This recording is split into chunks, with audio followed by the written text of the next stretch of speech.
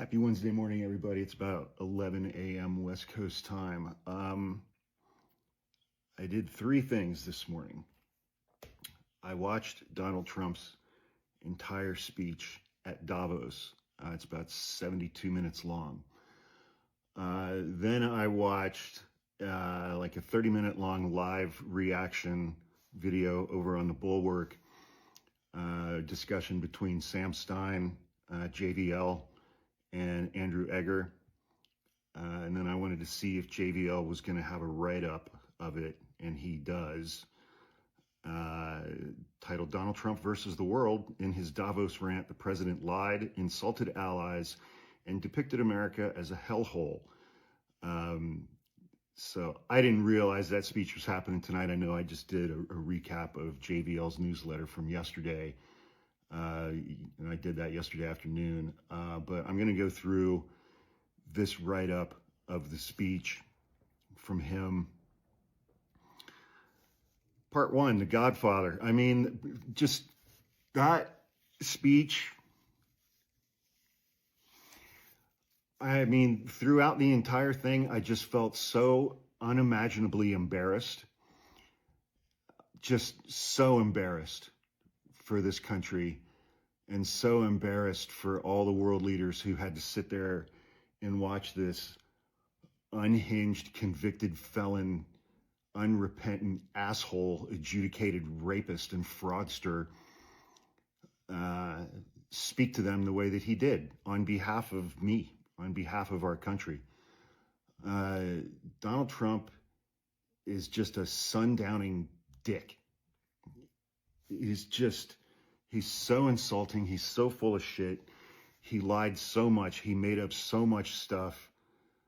And then, like, the whole time, he was insulted that all of the people in that room weren't grateful to him and weren't showering him with sufficient praise. And it's just so embarrassing. And, like, I was sitting there watching this, and the one thing that my mind kept coming back to was, like, imagine how broken and damaged and insecure and inadequate you have to be as a person to look at Donald Trump and think, yeah, that's my guy. That's my guy. I love what he's doing right now. I love this speech. I love what he's saying. I love the fact that it looks like he's dying in real time. But imagine, and as a man who claims to be a patriot, as a man who claims to care about this country, as a man who claims to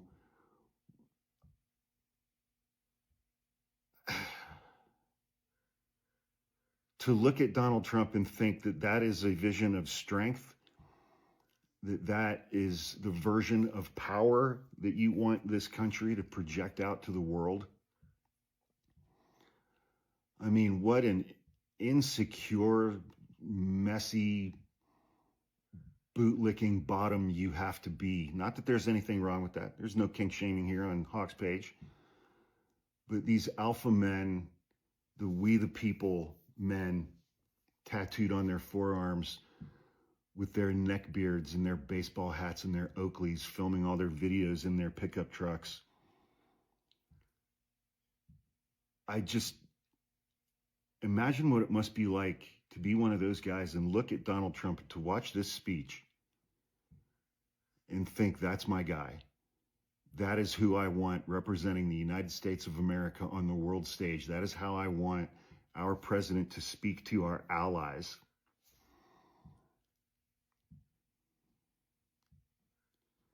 Anyway, back to JVL's article, The Godfather. The American president stood up in Davos a short while ago and embarrassed himself in this country. I haven't read this yet, but this is not surprising. Trump's speech at the World Economic Forum was a campaign speech, a slightly more disciplined version of his rambling Tuesday press conference.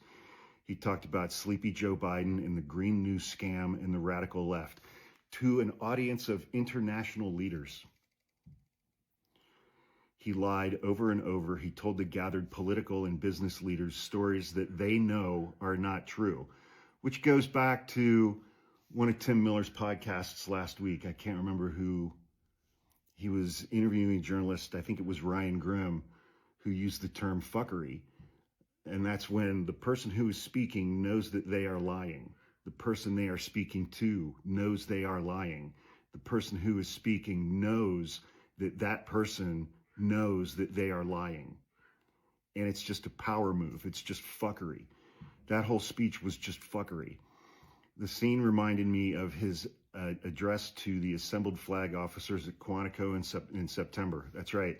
Rambling, incoherent, shocking to anyone who has only been reading about Trump and not observing the primary source. And the reaction was the same. If you will recall, America's generals and admirals sat in stunned silence while listening to Trump. They did not applaud him. So did the heads of government, diplomats, business leaders, philanthropists, and others in the audience at Davos.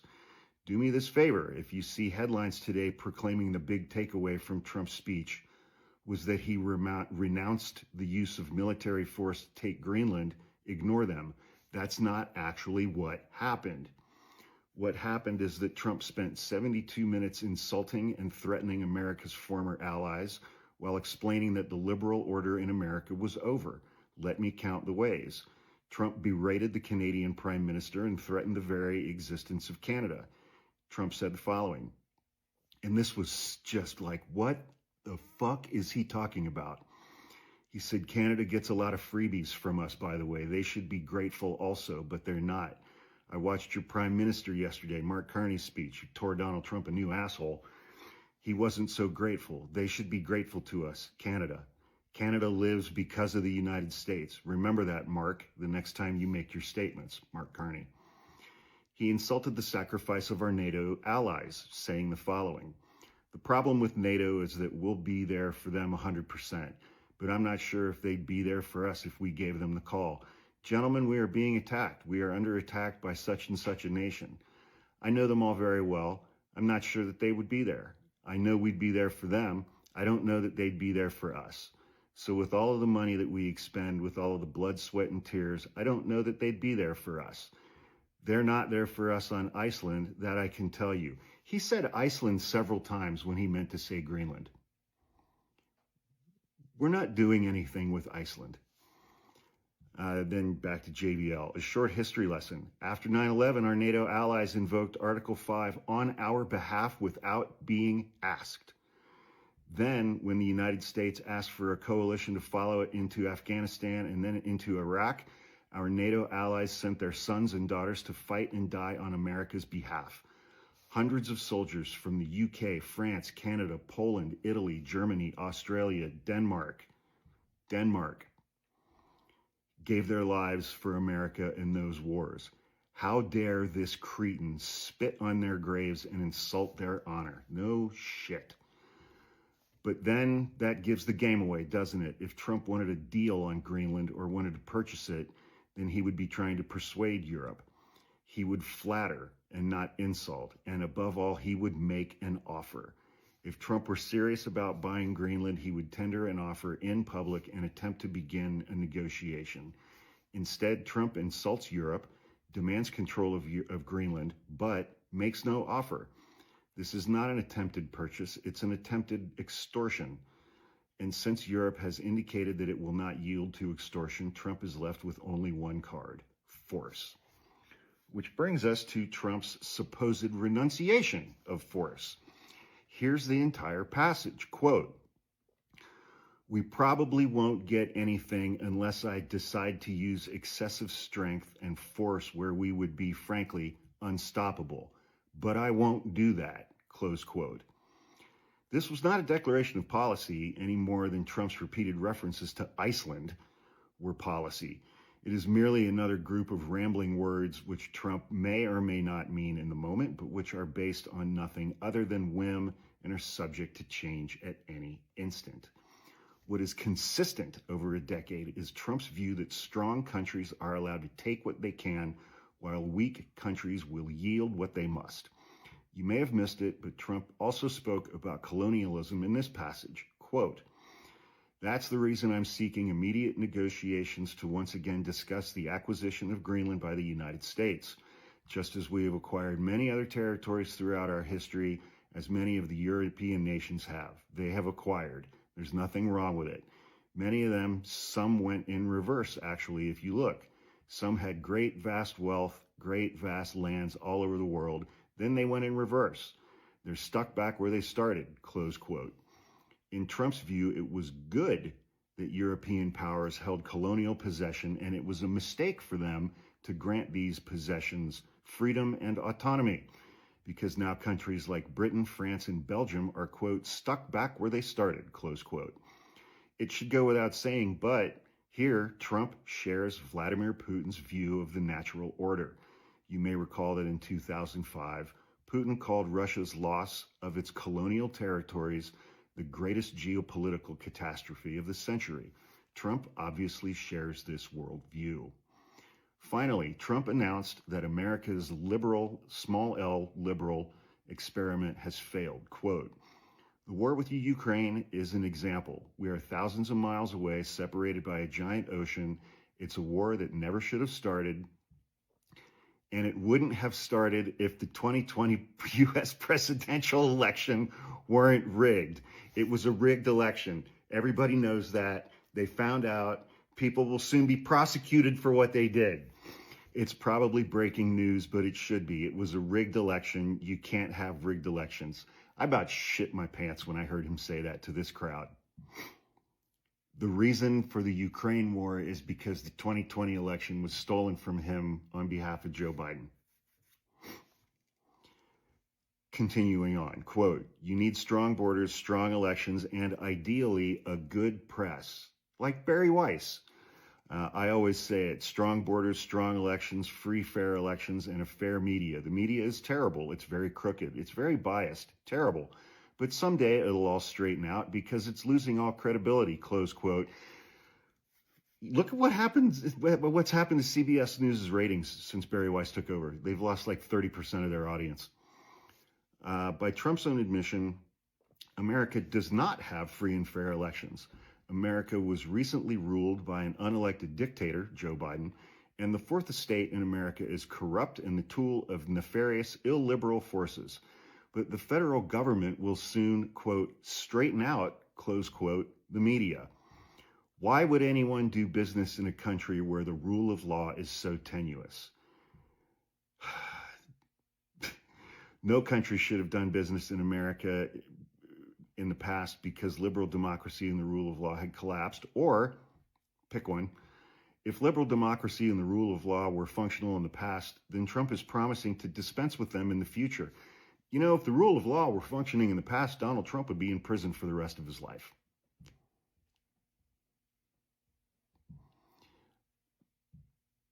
Yeah, I mean, I was listening, so when I went out and did my morning walk this morning, I was listening to the new version of George Conway Explains It All, which the Bulwark has had to rebrand because George Conway left and is running for Congress in New York. So I think they're calling it the illegal news right now. And it was a discussion between Sarah Longwell and Asha Rapanga, who's fantastic. And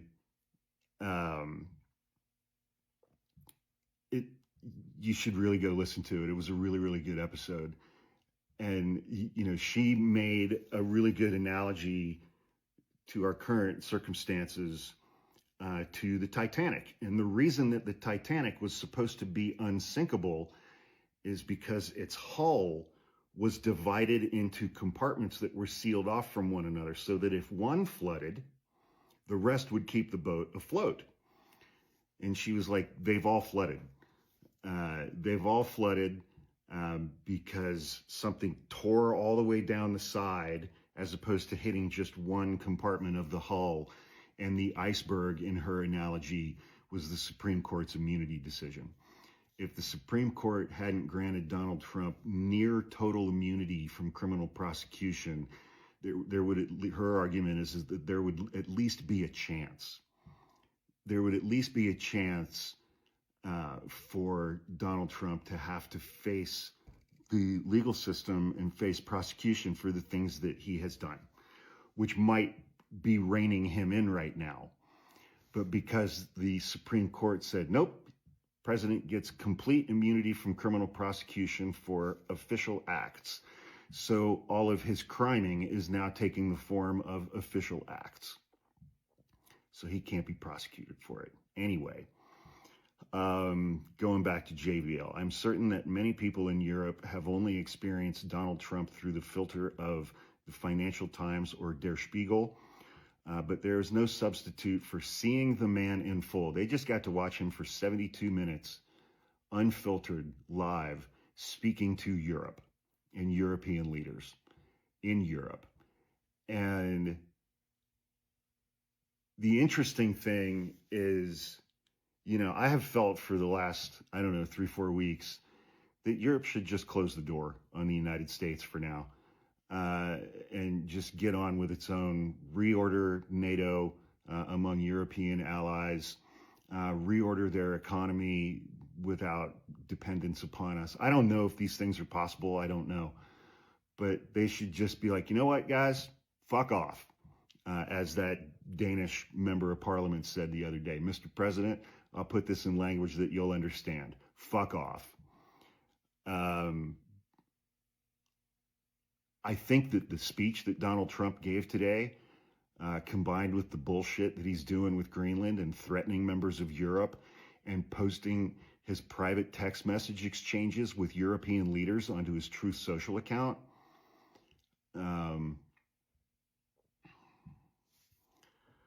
yeah, Europe should just close the door on the United States.